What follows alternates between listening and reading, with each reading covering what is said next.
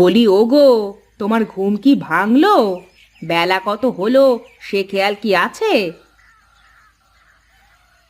ওগো ওঠো ওঠো, বেলা অনেক হয়ে গেছে। আজ কি কাজে যাবে না নাকি? বলি কাজ নেই বুঝি আজ? কি বলো গিন্নি? কাজ থাকবে না কেন? তাহলে যে আমি ডেকে ডেকে গলা ফাটিয়ে ফেললাম, তাও তো তোমার ওঠার কোনো লক্ষণই দেখলাম না। ওহো, রোজ রোজ দেরি করে ঘুম থেকে উঠে কাজে যেতে দেরি হয়ে যায়। সরো সরো, রেডি হয়ে নি।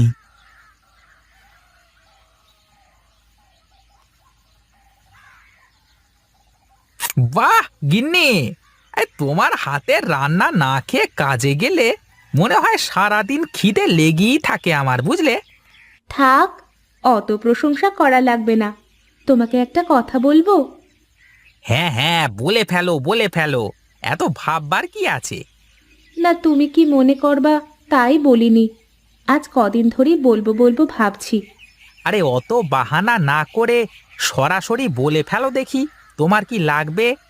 আমার না একটা নতুন শাড়ি লাগবে। কয়েকদিন পরেই ও বাড়িতে তো অনুষ্ঠানে যেতে হবে। আরে অনুষ্ঠানের তো এখনো অনেক দেরি আছে, দেখবো নে। শোনো না, সেদিন যে শাড়িটা তোমাকে দেখালাম, আমার কিন্তু ওই শাড়িটাই লাগবে। আচ্ছা আচ্ছা, ঠিক আছে, তোমাকে ওই শাড়ি কিনে দেব। এই এখন একটু চুপ করো। আরে আরে, থাক থাক, আমাকে আর দিও না। কি যে বলো, তোমার জন্যই তো আমি এত সুন্দর করে রান্না করি। তুমি না খেলে কে খাবে বলো? মাকে খেতে দিয়েছ? উমা, মা কি এত সকালে খায় নাকি? সে পরে খেয়ে নেবে। মা, আপনার জন্য মাছের মাথাটা রান্না করেছি। আপনি তো মাছের মাথা খেতে খুব ভালোবাসেন। হ্যাঁ গো ছোট বৌমা, আমি আমার বাপের বাড়িতে মাছের মাথা ছাড়া তো খেতামই না। পরে বাড়িতে আসার পর যখন তোমার শ্বশুর মশাই জানতে পারলো, তখন সে চুপি চুপি আমাকে তার পাত থেকে মাছের মাথা উঠিয়ে দিত। আর আপনার ছেলেকে তো পাতে যাই দিই সব খেয়ে সাবার করে ফেলে। একবার শোনেও না আমি খেয়েছি কিনা। ও ছোটবেলা থেকেই অমন। ওর খিদে পেলে মাথার ঠিক থাকে না, আর খাওয়ার সময় এদিক ওদিক তাকায় না। মা, রান্না কেমন হয়েছে বললেন না তো? খুব ভালো হয়েছে মা। তোমার হাতের রান্নার কোনো জবাব নেই। কেন, আমার হাতের রান্না কি ভালো না মা? না না, আমি কি তা বলেছি নাকি? তোমার হাতের রান্নাও বেশ ভালো। তুমি যেমন ইলিশের পাতুরি ছোট বৌমার থেকে ভালো করতে পারো, তেমনি ছোট বৌমাও লাউ চিংড়ি ভালো রান্না করতে পারে। আচ্ছা মা, আপনি সত্যি করে বলেন তো, কার হাতের রান্না বেশি সুন্দর? এ কেমন প্রশ্ন আবার! বললামই তো, দুজনের হাতে রান্নাই সুন্দর। আচ্ছা মা, আপনি বসে খান, আমি উঠানটা ঝাড়ু দিয়ে ফেলি। আর ছোট, তুই সব কিছু গুছিয়ে থালা বাসনগুলো মেজে ফেল একটু।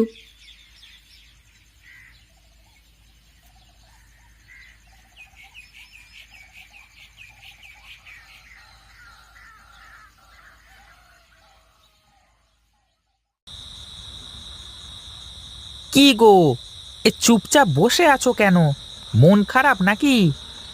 আমার মন খারাপ হলেই বা কি, ভালো হলেই বা কি, তাতে কার কি যায় আসে? আহা, কি হয়েছে বলো তো?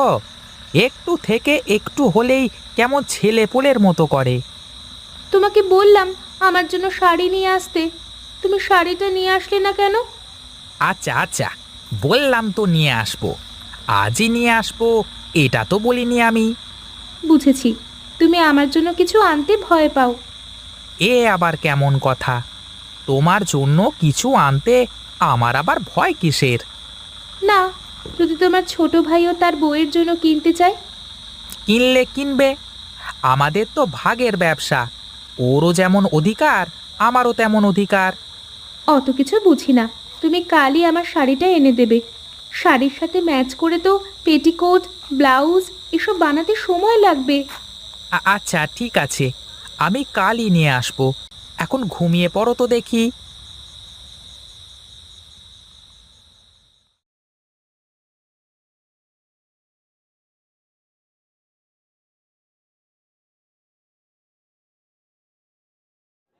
আজ ক বস্তা চাল বিক্রি হলো রে হরি? এই 50 বস্তা মতো দাদা। তা হবে কেন? এই সুশান্তকেই তো 15 বস্তা দিলাম, তাহলে এত কম হলো কিভাবে? ও আচ্ছা দাদা, হ্যাঁ আমি তো সুশান্তের নাম লিখতেই ভুলে গেছি। বেশ বেশ, ভালোই তো। এভাবে হলেই ব্যবসা লাটে উঠবে। আমি একটু বাইরে যাচ্ছি, তুই কিন্তু ভালো করে খেয়াল রাখিস সব দিকে, কেমন?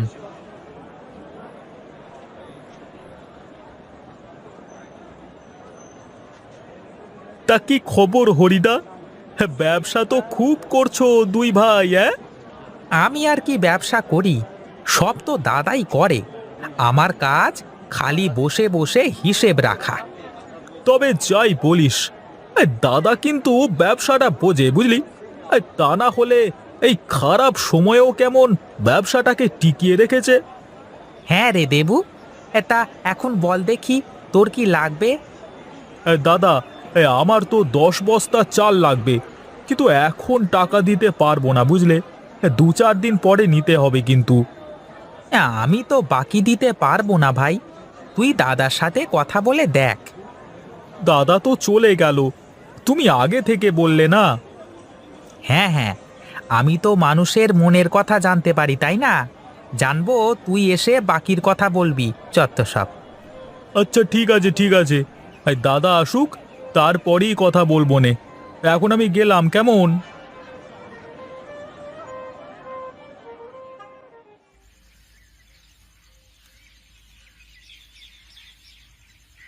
হ্যাঁ, কই গো গিন্নি?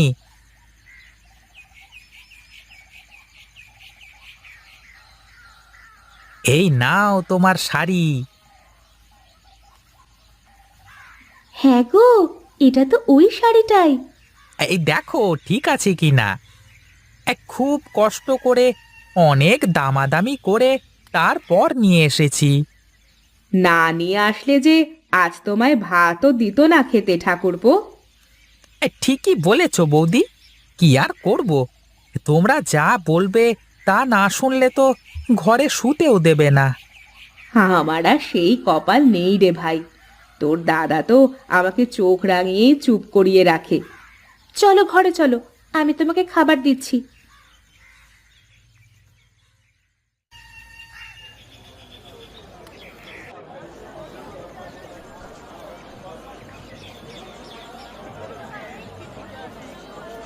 কি রে সুশান্ত, কিছু বলবি নাকি? বলছিলাম দাদা, দেবু নতুন ব্যবসা শুরু করতে চাচ্ছে, কিন্তু আপাতত ওর কাছে টাকা পয়সা কম, তাই ও কিছু চাল বাকি নিতে চাইছে। দেখ সুশান্ত, আমি তো ওইভাবে বাকি দিই নে, তুই আর কয়েকজন পরিচিত লোক ছাড়া। কিন্তু তুই যখন ওকে নিয়ে আসলি, দেখি কি করা যায়। দাদা, আমাকে 10 বস্তা চাল দাও, আমি 5 বস্তার দাম নগদ দিচ্ছি, আর বাকি 5 বস্তার দাম 2-4 দিনের মধ্যে দিয়ে দেব। আচ্ছা আচ্ছা ঠিক আছে, তাহলে টাকাটা দিয়ে চালটা বুঝে নিয়ে যা। দেখ সুশান্ত, বাকি তো দিতেই হবে ব্যবসা করতে হলে, কিন্তু সবাইকে যদি সহজে বাকি দিয়ে দিই তাহলে তো আবার সমস্যা। তুমি খুব বুদ্ধিমান দাদা, তুমি যদি হরিদার মতো লেখাপড়া জানতে। ও লেখাপড়া আমাকে দিয়ে হবে না বলেই তো বাপের সাথে ব্যবসা শিখেছি। আমার থেকে ভালো এ ব্যবসা কেউ বুঝবে না রে সুশান্ত।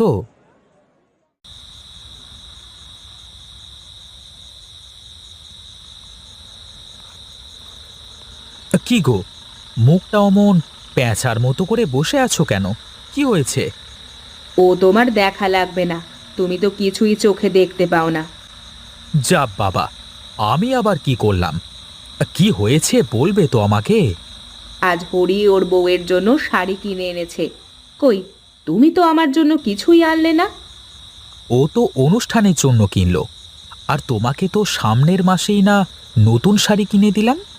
দিলে তো হয়েছে কি, এখন আমারও ওই রকম শাড়ি লাগবে। বুঝেছি, তা আগে থেকে বললেই তো হতো, একসাথে দুটো কিনতে বলতাম হরিকে। তোমার তো আমার কথা মনেই থাকে না, তুমি শুধু তোমার ব্যবসা আর কাজ নিয়েই থাকো। আচ্ছা আচ্ছা, আমার ভুল হয়ে গেছে, এখন চুপচাপ শুয়ে পড়ো। আমি কালই হরিকে বলবো, ও আর একটা শাড়ি তোমাকে এনে দেবে। একই রকম শাড়ি লাগবে কিন্তু আমার। আচ্ছা বাবা, আচ্ছা, ঠিক আছে, একই শাড়ি এনে দেবে। এখন চলো, ঘুমাও।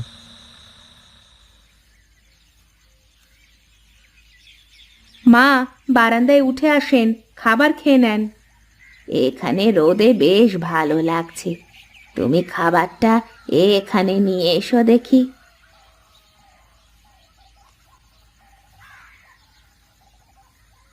নেন মা, খাওয়া শুরু করেন।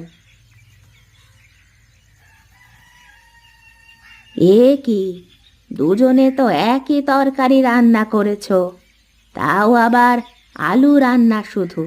হ্যাঁ মা, দুজনেই এক তরকারি রান্না করেছি। এখন আপনি খেয়ে বলুন তো, কার রান্না ভালো?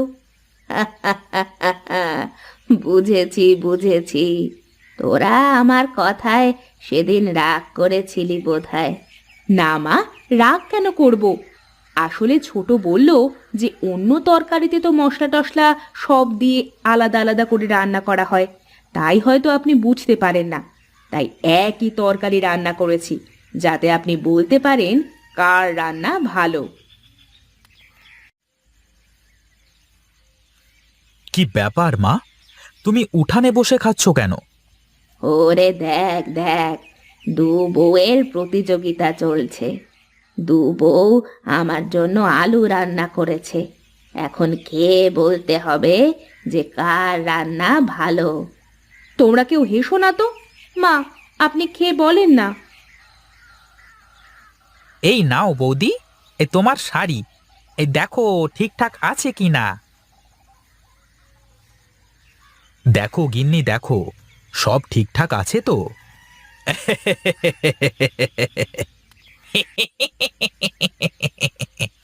হ্যাঁ গো, সব ঠিকঠাক আছে, একদম একই রকম দুটো শাড়ি।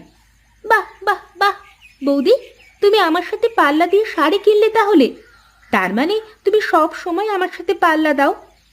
আহা, কি যে বলো না ছোট বৌমা, দু বউ তোমরা একই শাড়ি পরবা, এজন্য বোধহয় ওরা এনেছে। আর শোনো, তোমাদের দুজনেরই হাতে রান্না খুব ভালো। না মা, তা কেমন করে হয়? কারো হাতের রান্না তো একটু না একটু বেশি ভালো হবেই। ওরে শোন, তোরা হলি আমার মেয়ের মতো, আমি চাই তোরা দুজনে বোনের মতো করে এ বাড়িতে থাক। তোরা এই সংসারটাকে দুভাগ হতে দিস নে কখনো।